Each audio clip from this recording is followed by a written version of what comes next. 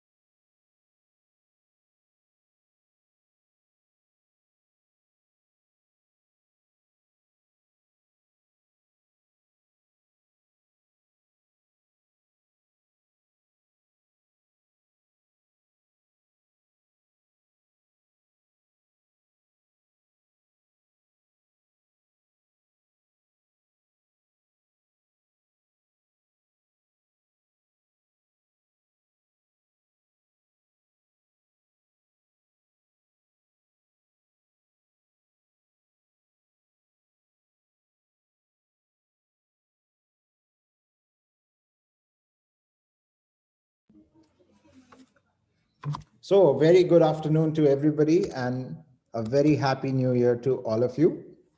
Welcome to Next Genius webinars in 2021. Today is our first session, and I'm very happy to introduce my fellow panel members, Abhinav Garg from SAT and Paper, Devesh Lathi from the Next Genius Foundation, and Harshal Tare from the Next Genius Foundation. My name is Neeraj Mandana. I'm the founder of the Next Genius Foundation, the Next Genius Scholarship Program, and the Next Genius webinars that all of you have been enjoying for the last few months. Sincerely hope that 2021 brings good news for all of us and great progress. It's been a difficult year for everybody, and I'm excited to see the developments all around us in the new year. Of course, I'm most excited about the SAT and ACT webinars that are happening this month, courtesy of International ACAC, our other sponsors, and SAT and Paper. So a couple of things that I want to say before we go ahead. Number one is I know that today's session, starting from this session at 2 o'clock, are going to be interactive in nature. So please feel free to use the Q&A section of the Zoom to post your questions. Harshal will be moderating these questions, and any relevant questions will be put forward to Abhinav sir. You can post your questions at any time. We will try to answer them along as we go along the flow. If not, at the end of the section of the webinar.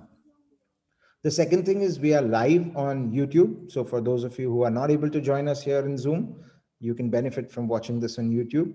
That comes with the corollary that this video is also being recorded and will be available later in our digital library on the Next Genius Webinars website. So having said all of that, let me give you a quick recap of what is going to happen today. At 2 o'clock today, which is the current session, we will be doing an intro to SAT. At 3 o'clock, we will be doing an intro to ACT. At 4 p.m. this evening, we will be doing a comparison between SAT and ACT, how you can choose which test is right for you. At 5 p.m., my colleague Devesh Lathi will be announcing our very exciting scholarships worth 25 lakhs to students from across the country for in-person one-to-one tutoring with SAT and paper. So watch out for that one. And at 6 p.m. and 6:30 p.m., we have two short workshops on how to register for the SAT and the ACT respectively. So I hope you all have a great day, very productive day. I hand over the mic to Abhinav sir. Good luck, sir. Have fun. All the best. I'll be watching from behind. Thank you so much, Neeraj sir, and very good afternoon and a very happy new year to everyone. I honestly feel very, very proud to be on this platform. And from my side, ensure each one of you that the time that you spend with us is going to be worth the time spent, right? So how we structured it today, we have one session right now, which is about the SAT, where we'll take a look at the ins and outs of the SAT as to what mechanically this test looks like, why you need to take it, what are the various sections on the SAT, what is the timing like, how it is administered, and stuff like that. So we have a similar session at 3 o'clock, which is about the ACT. I receive thousands of queries each year, which ask me, whether I should be taking the SAT or the ACT. And I'll be discussing this question at length at 4 o'clock today.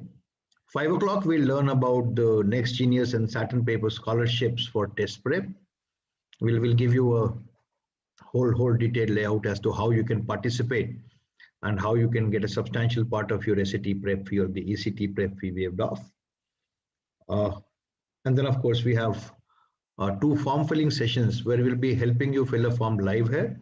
So you can either fill the form alongside as we discuss this session with you, or you can just be a part of the session and fill up the form later on.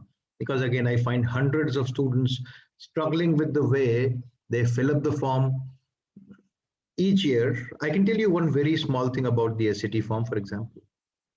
Half of the students, when I say my address is 706, Tower 3, Sector 137, it will not accept. And lots of students get stuck there. Whereas there's a small bug that you need to know. And that is that in the address space on the College Board side, you cannot use a special character. So the moment you use a comma or a dash or a colon or a full stop, it will not let you go forward. Fair. So together with that, we learn lots of trivia here, lots of small things about the test. But to begin with, what is the SAT? It used to be called the Scholastic Aptitude Test earlier, as it was introduced in 1926, when US colleges, were looking for a parameter that could help them equalize the academic curricula across different states. So it started off as an achievement test. Today, it is an aptitude test, but the test in its present format is about 95 years old in 2021. So it's a 95 years old institution. Now we don't call it the Scholastic Aptitude Test. It is just called as the SAT. That's it. Or as we call it in India at times, SAT, though that may not be correct, right? The current avatar of the SAT was started sometimes in March of 2016.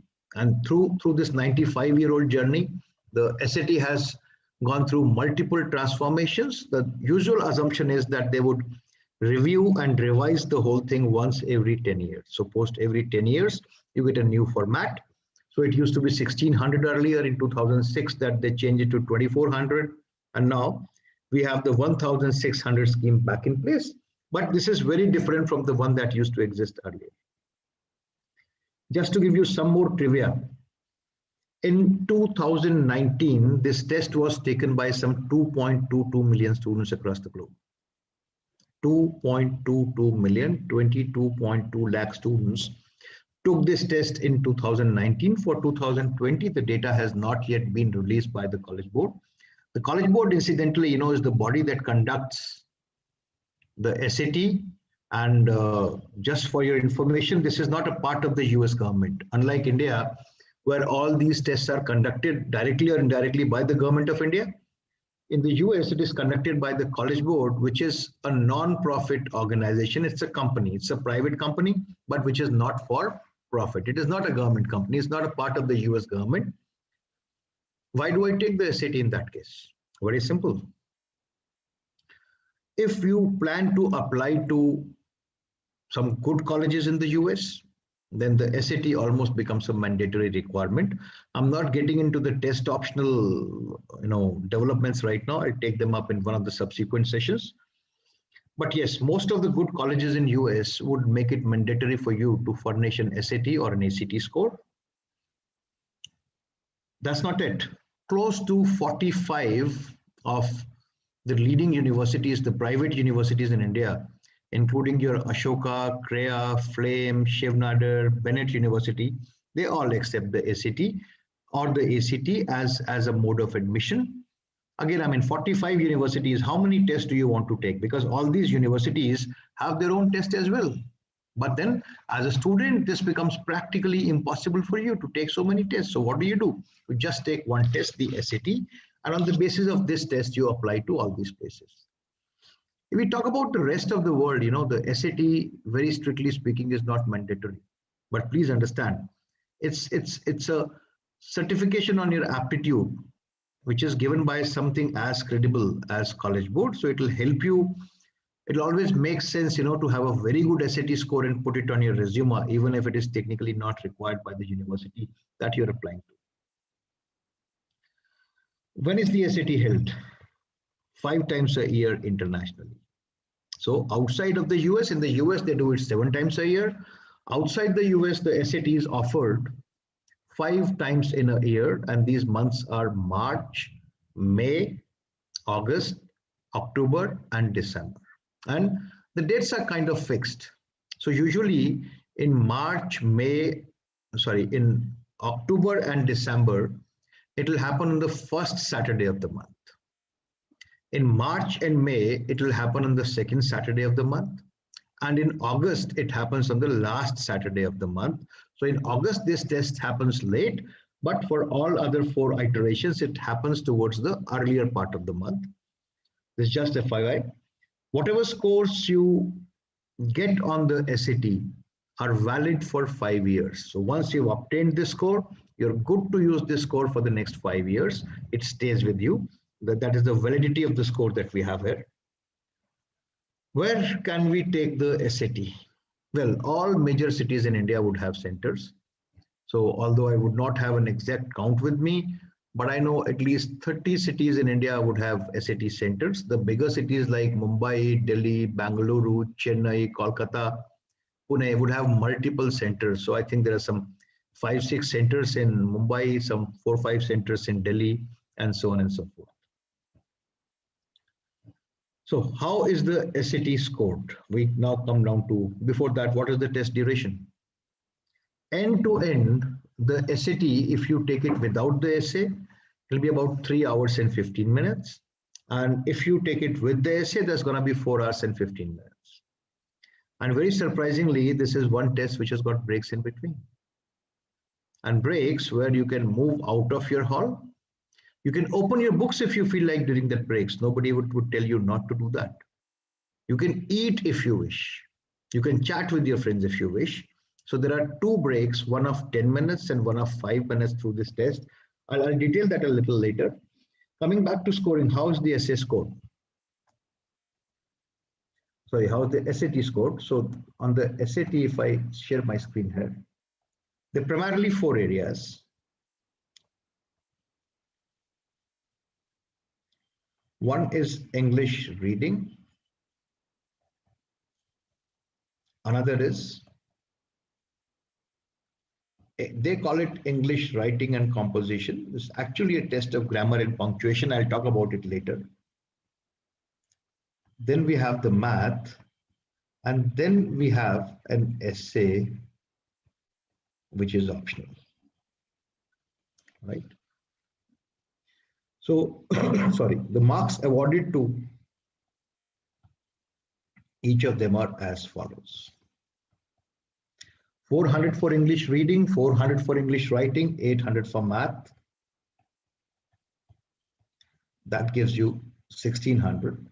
Plus the essay has got 3 scores, and the essay score is not added to your main score. Further, the SAT essay is optional, which means not all of the students who are taking the test might actually take the SAT essay. So, please also know that the scores correspond to a percentile, which means these are scale scores. What do I mean by a scale scores? Means these are not like your school test scores, you know, where out of 100, I've got a 95 marks in science. No, it's not like that. These are scale scores. Each of the scale scores, they correspond to a percentile, right? And there's a scoring range.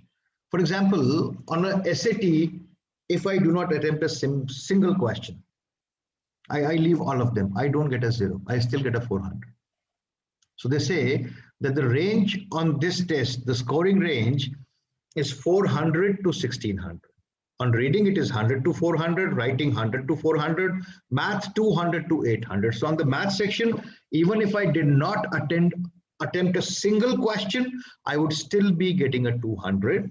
Now, there's a technique with the help of which your raw scores are converted to your scale scores. I'll talk about them later on. But as of now, it would suffice for us to understand that these represent your percentile scores. For example, on math, somebody who gets an 800 on 800 gets a 99 percentile, which means all the students who took the test, 99% of them are scored below me. On the actual test, a 1500 out of 1600 corresponds to a 99th percentile and is a very good score to have, which means only 1% of the students who take this test are going to score a 1500 or higher. Well, at Saturn paper, we had about 31 of our students hitting that bracket within the December SAT itself. I'll tell you more about Saturn paper towards the end today. So, the other characteristic about the SAT is that there is no negative marking here. What does that mean? It means that you're not penalized for guessing. So supposing I was solving the paper and end of the test, I was still left with 5 questions which I could not attempt. So should I fluke them? Should I not? Yes, you should fluke them. Because whether you attempt a question or you get it incorrect, you're going to get 0 marks for that question. There's no negative marking, so you're not penalized for guessing, which is something which quite a lot of standardized tests do today, but is not there on the SAT. So as such, on this test, you should never leave any question unattempted. I repeat, you should never leave any question unattempted. On the SAT, you should attempt practically every question. Even if you have to fluke the last few, that's completely okay. Right, so we've talked about scores, we've talked about score interpretations. So each score is related to a percentile. I can give you the percentile equivalents here, very, very roughly speaking. So a 1500 means a 99 percentile. A score of 1400 would roughly be a 96 percentile. and a 1300 roughly corresponds to a 90 percentile, which means if you are scoring a 1300 or higher, you are among the top 10% people who took this test. If you are scoring 1500 or higher, you are among the top 1% of the people who took this test. Fair enough. So having understood this, I think let's go on and take a look at the structure of the test in detail, because that is what everybody is interested in. So I'm going to start with the reading section first. So these sections are ordered in a specific manner. And there's an individual time limit attached to each of the sections, which means you have to attempt these in the order in which they appear.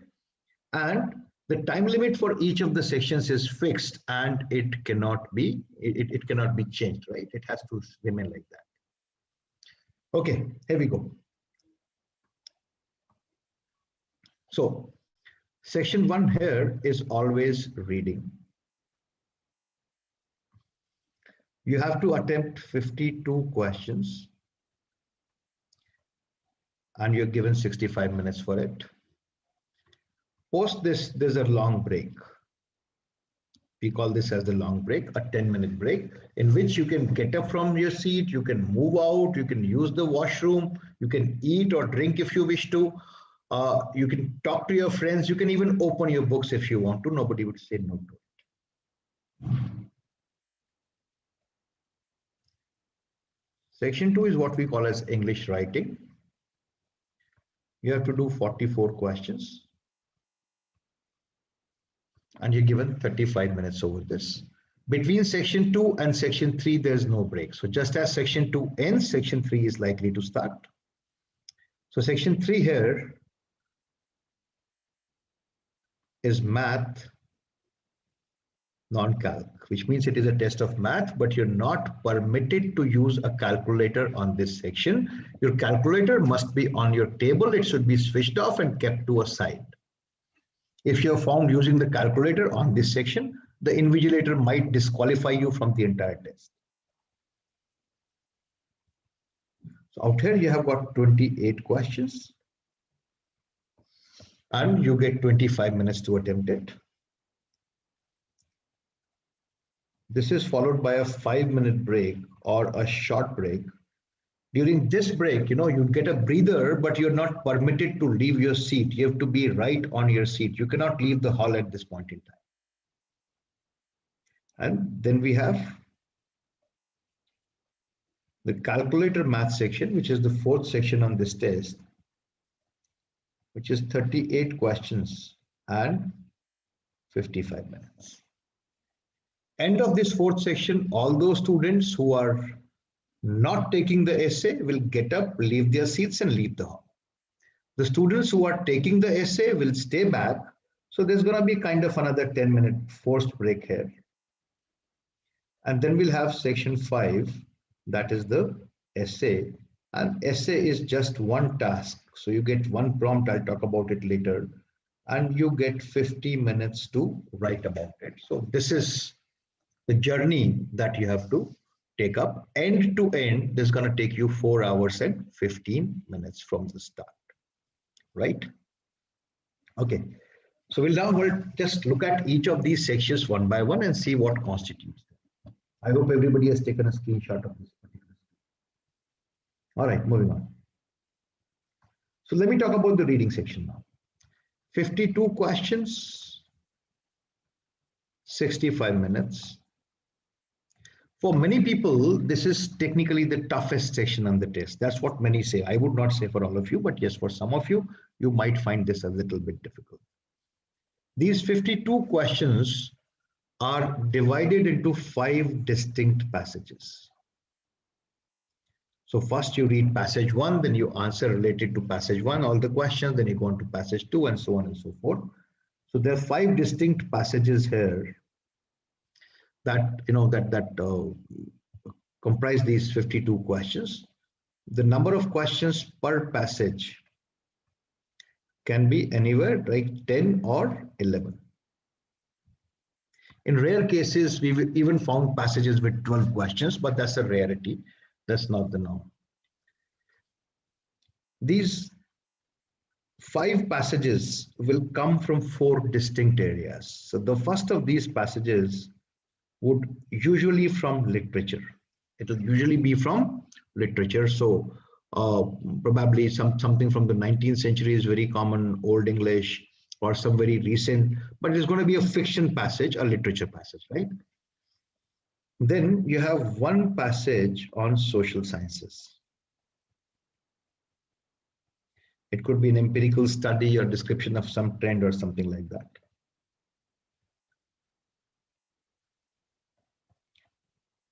You usually have one passage on the US history or the US Constitution. This is what normally the students find it to be the hardest, because most of them do not have much awareness about the context, in terms of US history. And then of course we have science, which is 2 passages, not 1. So that's how my 5 passages deck up. 1 literature, 1 social sciences, 1 history, and 2 science passages, right? 1 out of these 5 passages is going to be a paired passage. Now, what's a paired passage? A paired passage is 2 short passages within the same passage. It's going to be 2 short passages within the same passage. So then we're going to have 1 passage, let's say passage A, passage B, and then we'll have questions. Some of these questions will pertain to passage A only. Some of these questions will pertain to passage B only. And some of these questions are going to be concurrent, which will address both the questions together, both the passages together. I'm so sorry. And then I'll have 2 of these passages with,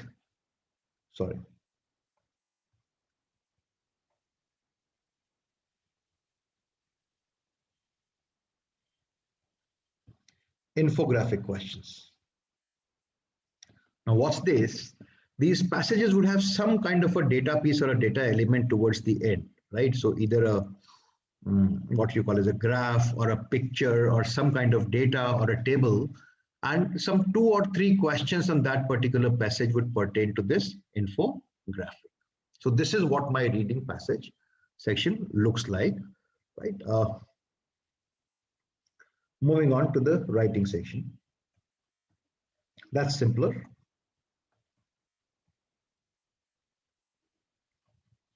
So this is 44 questions to be done in 35 minutes, whereas it seems that you are extremely short of time here.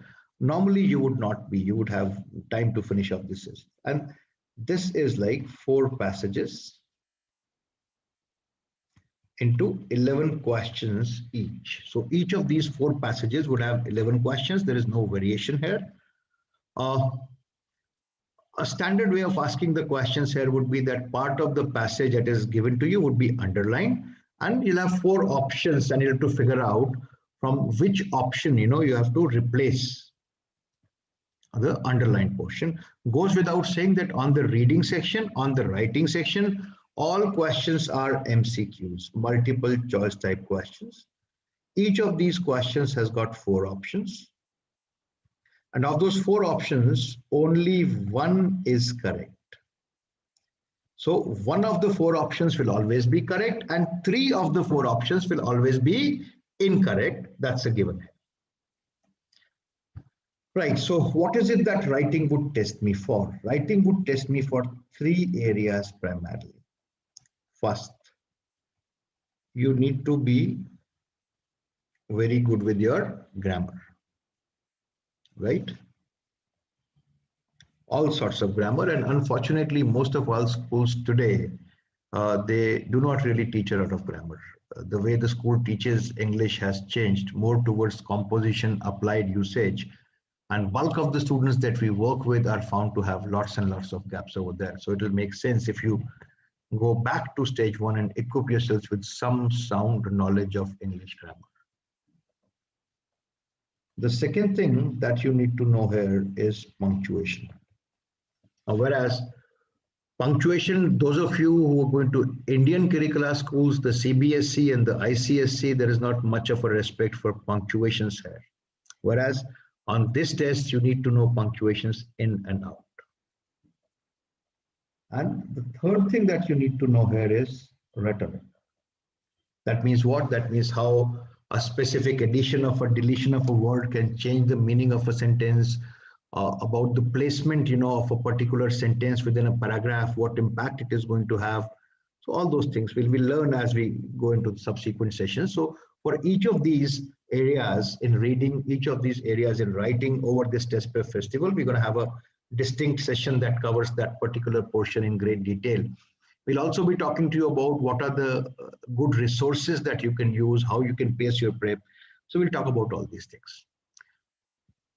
All right, so having talked about writing, I will next move on to math. I can see that we do not have a lot of time with us and we need to preserve about 10 minutes for Q&A, which I think I'll be able to do.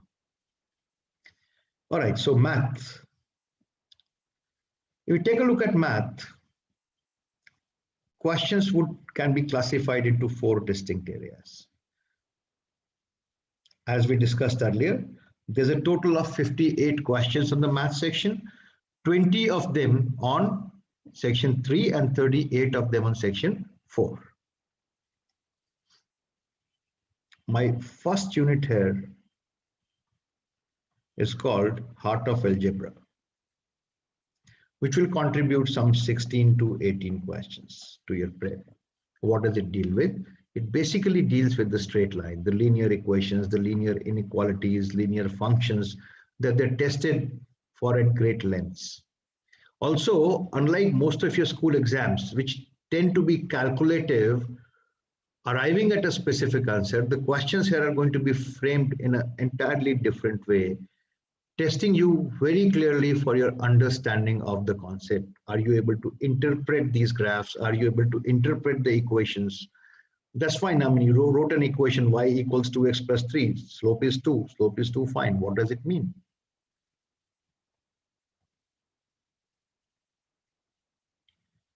Sorry. I miswrote it.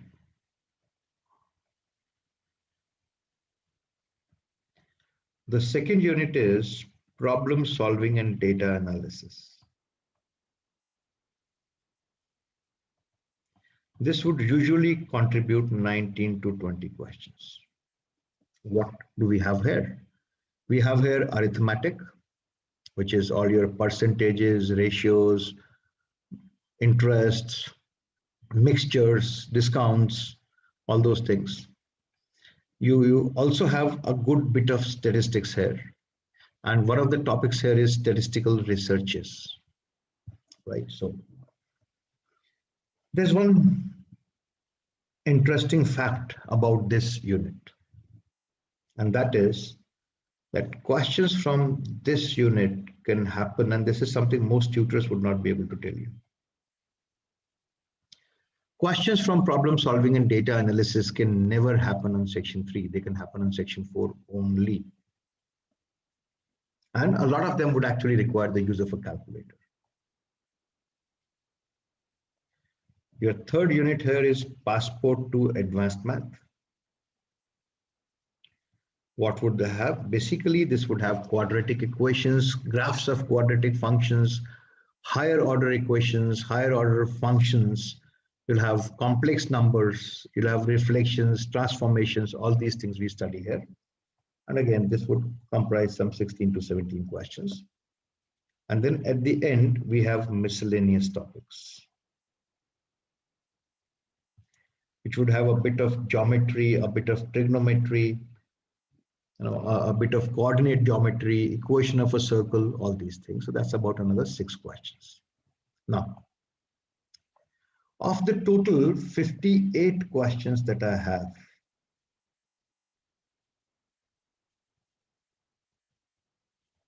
(45) are multiple choice type, and then we have another variety of questions here, 13 questions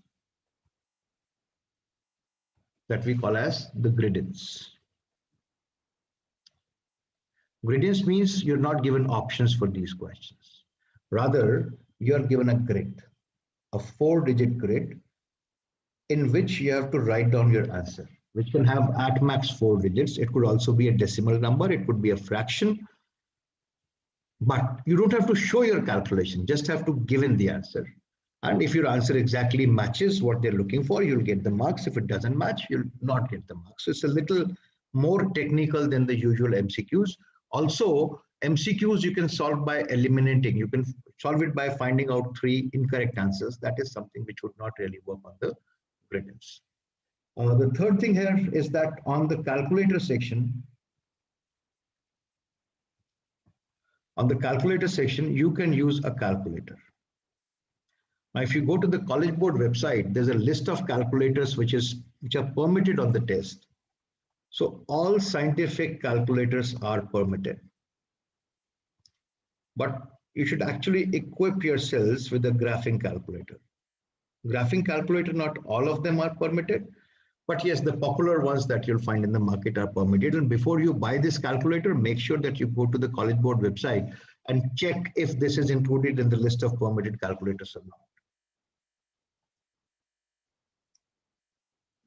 And make sure that you know how to learn using a graphing calculator. All the kids who are from IB curriculum would know how to use it pretty well. But if you're doing a CBSE or an ISC, it makes sense for you to equip yourselves on how to use a graphing calculator. That's extremely important. Very quickly, coming down to the last part of the essay, the section, the essay. The essay, they say, is optional. So whether you should be taking it or you should not be taking it would depend upon what your school counselor and your guidance counselors advise you. Please understand there are some colleges here that might really be interested in your essay score, although most of them would not be. So in terms of essay, how this begins is that you get a prompt, which is about 800 words. We'll have a session on SAT essay also later on in this festival. So you got to read this prompt and then write down your answer with a pencil on a sheet of paper. You actually get 4 sheets of paper. The total time taken is 50 minutes. And you get your score out of 8, 8, and 8. The first of these 3 scores is how well you have read it. The second score is how well you've analyzed it. And the third score is about the quality of your writing. So how well you've written the essay, that would be the third part. Ideal prep time for an SAT, I would suggest you should have anything from 3 to 5 months. So of which the first half of the time or the first 2 to 3 months should be used mastering the concepts. And then you should take yourselves through multiple mock papers. And then, as you solve these mock papers, analyze where you went wrong, why you went wrong, what made you commit those mistakes, how you can avoid them the next time around. Sorry, are there some conceptual gaps in there that need to be addressed? Some of you might need to work on your reading speeds as well, because if the reading speed is not good, quite a few you would struggle on this test, especially in the reading section.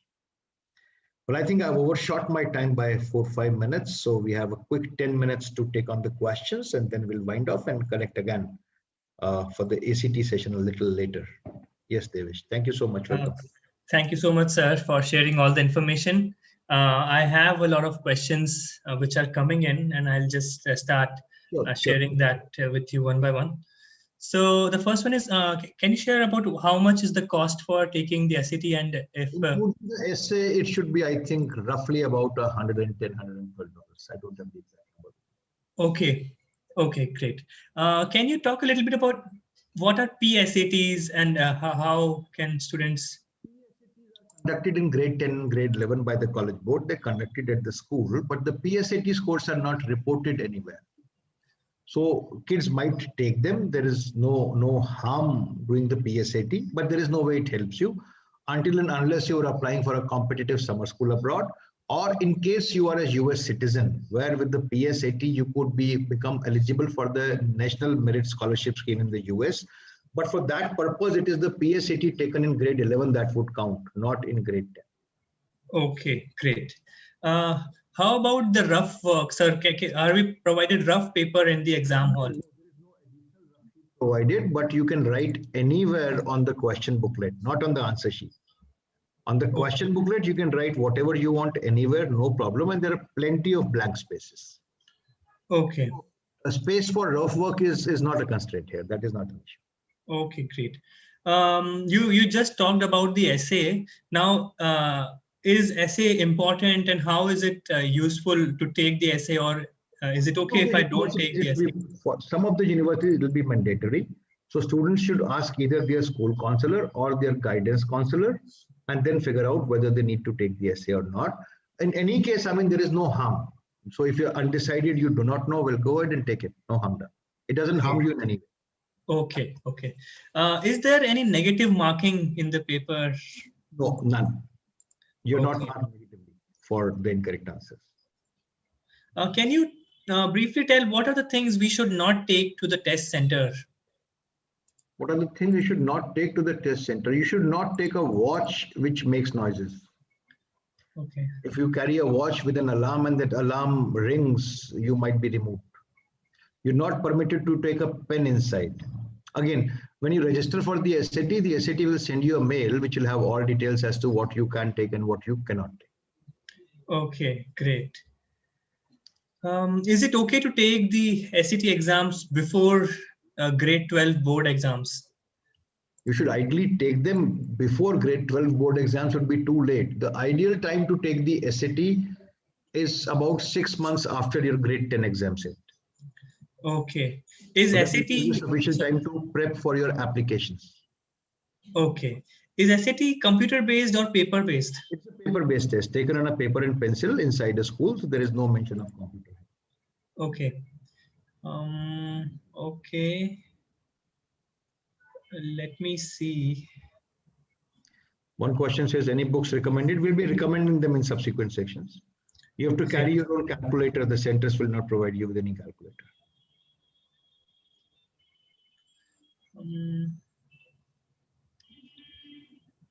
Okay, someone is asking about how to get the scholarship for SATs prep. We are going to talk about this today at 5 p.m. I could also see there was one question which was about a fee waiver. You can actually get a fee waiver on the SAT also, but your school counselor has to recommend it based on the fact that you don't afford to pay the college board's fee, exam fee. Okay. Fee waivers, we have a for prep fee, scholarships, we have a session at 5 o'clock where we'll be unveiling the whole thing. We'll let you know how you can apply for it, how it can be taken forward, and what exactly you need to do and when. So we'll be giving away scholarships worth 25.5 lakh rupees minimum. These are the guaranteed takeaway scholarships that will be available to students in forms of fee waivers from courses, one-on-one premium products from the SAT. So that's okay. Wonderful. So I can see that there are lots and lots of questions coming in, and we'll try to answer all of them. And just to share with you that the Saturn paper is a premier training institute in India, probably undoubtedly the best right now. And the just concluded, SAT, I think we had a perfect score, 1600 on 1600 after a gap of 4 long years from India. And 31 of our students scoring 1500 grade. You can visit our website, satandpaper.com. Through the remaining, part of the session, let me just write it down here. Yeah, we'll keep on talking about how exactly we can help you, and we'll also be unfurling, the prep scholarships later. That's where you can visit us.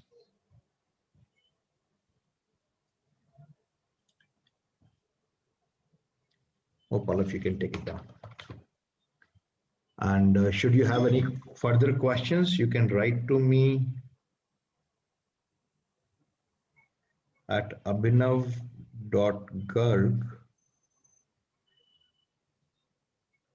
at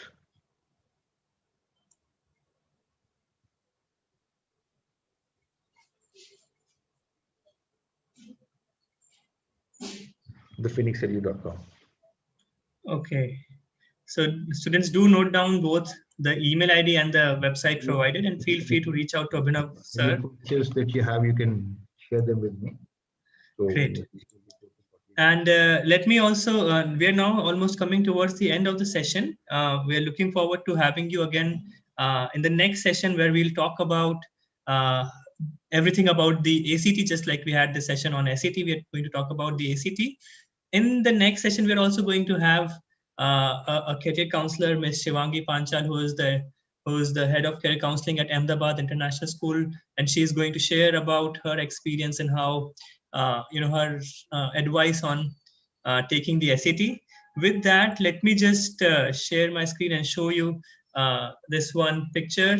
Please, since you're doing your SAT prep with us, please feel free to post this on your Instagram and on your Facebook, and invite your friends as well to join us and to join you in your journey and in this test prep experience with you. So any final words here, Abhinav sir? No, all good. I think we see them again in the next 15 minutes. That's a session they should not miss. We'll talk about the ACT and then we'll do a very good comparison. So many of students face this dilemma as to whether I should do the SAT or the ACT. So we're going to completely demystify it at 4 o'clock today. Wonderful. Superb. So thank you everyone for joining. Looking forward to connecting with you again in the next 15 minutes, where we'll learn about the introduction to ACT. Thank you. Bye. Thank you. Bye-bye. Bye-bye. See you soon.